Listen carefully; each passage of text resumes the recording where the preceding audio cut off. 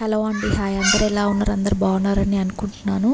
పూరి మెత్తగా మంచిగా రావాలంటే ఎలా చేయాలో చూసేద్దాం. ఫస్ట్ ఒక గిన్నె తీసుకొని గిన్నెలో గోధుమ పిండి వేసుకోవాలి.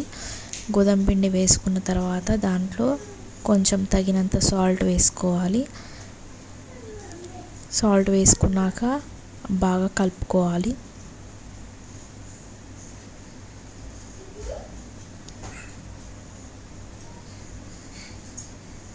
బాగా కలుపుకున్న తర్వాత తగినన్ని వాటర్ కొంచెం కొంచెం పోసుకుంటూ పిండి కలుపుకోవాలి. కొంచెం కొంచెం పోసుకుంటూ పిండి మంచిగా కలుపుకోవాలి.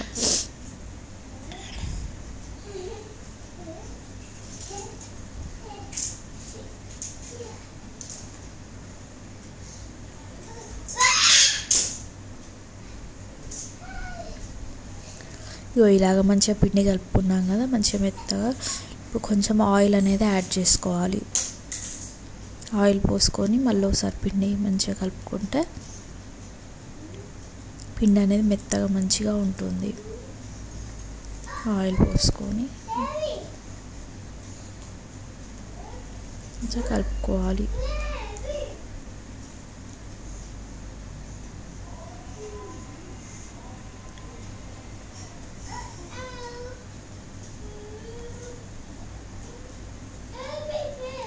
ఇలా మెత్తగా మంచిగా కలుపుకోవాలి. చూసారు కదా పిండి కాన్సిస్టెన్సీ.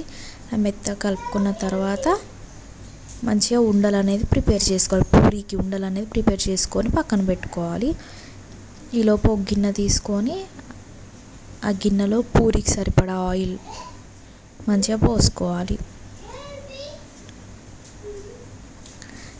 ఆయిల్ హీట్ అయ్యేలోపు పూరీలు మనం చేసుకొని పక్కన పెట్టుకోవాలి. పూరీ చూసారు కదా, పూరీ చేసుకొని పక్కన పెట్టుకోవాలి. ఈ ఆయిల్ మంచిగా హీట్ అయింది చూసుకొని పూరీ ఇందులో వేసుకొని కాల్ చేసుకోవడమే. పూరీ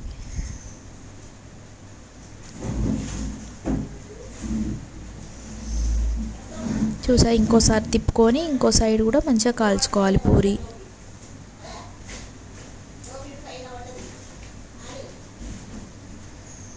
పూరీ అనేది రెడీ అయిపోయింది. సర్వింగ్ ప్లేట్లో తీసుకుంటే అయిపోద్ది. అలాగే ఇంకొక పూరీ కూడా కాల్చుకుందాం. అలాగే మిగతా ఉన్న పూరీస్ అన్నీ అలాగనే కాల్చుకోవాలి. పూరీ వేసుకొని మంచిగా కాల్చుకోవాలి. పూరీ ఇంకో సైడ్ తిప్పుకొని పూరీ కాల్చుకోవాలి. ఈ పూరీ అనేది ఏ టమాటో కర్రీలో కానీ ఏదైనా ఆలుగడ్డ కర్రీలో కానీ పెట్టుకొని తింటే పూరీ అనేది చాలా బాగుంటుంది. అలాగే టీలో కూడా ఈ పూరీ అనేది చాలా బాగుంటుంది. టీలో ముంచుకొని తింటే కూడా పూరీ అనేది అద్భుతంగా ఉంటుంది. టేస్ట్ విత్ టమాటో కర్రీ కూడా చాలా బాగుంటుంది పూరీ అన్నమాట. సో ఇది కూడా కాలింది కదా, సర్వింగ్ ప్లేట్లో తీసుకుంటే రెడీ అయిపోయినట్టే పూరీలు. ఇక తినడమే ఆలస్యం. మనం దాంట్లో మనకు కావాల్సినన్ని పెట్టుకొని తింటే పూరీస్ రెడీ. బాయ్.